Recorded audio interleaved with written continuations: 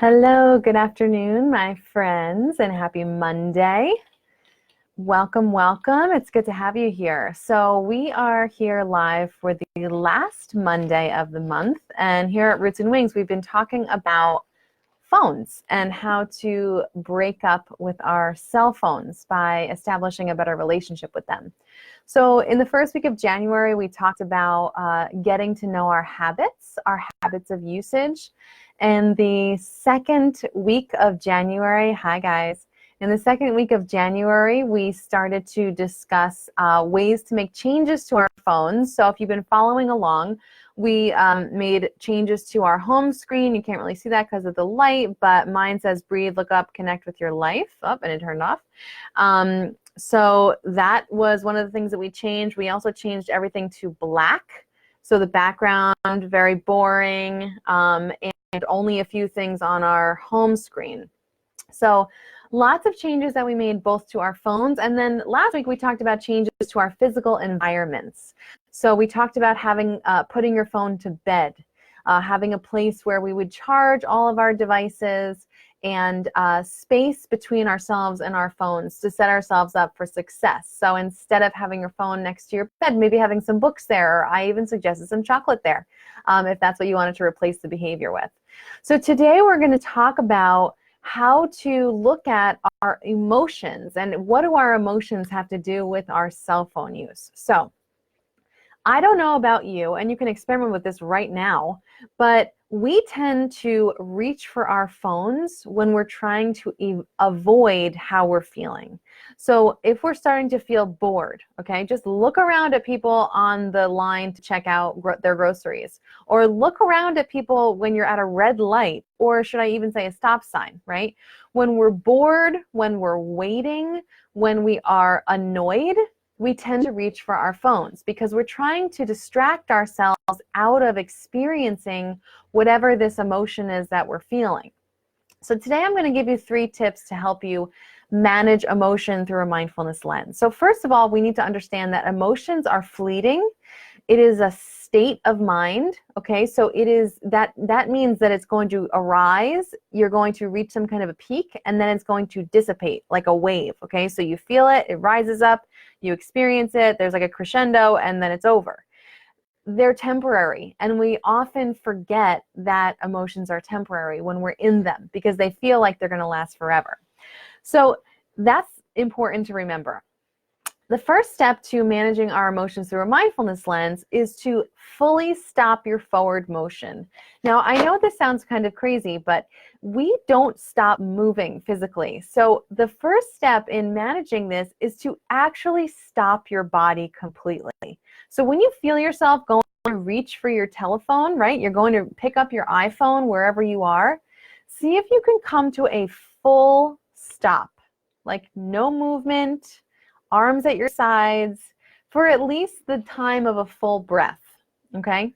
Come to a full stop. That's the first thing. The second step is to get present, okay? Now, what does that mean? That means that you're going to connect with the present moment in whatever way makes sense for you. Maybe you want to take a breath. If that doesn't work for you, you can just connect with a sound that you hear, okay? You could also feel your feet on the ground. Okay, anything that is going to propel you into the present moment. So that could be sensations that you feel, maybe just noticing your feet on the ground, feeling into the bottoms of the feet, or listening to sounds, they're always present, right? Or if your breath works for you, just finding and feeling your breath. Okay, so first, coming to a full stop when you feel yourself reaching for your phone to get out of some boredom or annoyance or whatever is happening. Secondly, get present.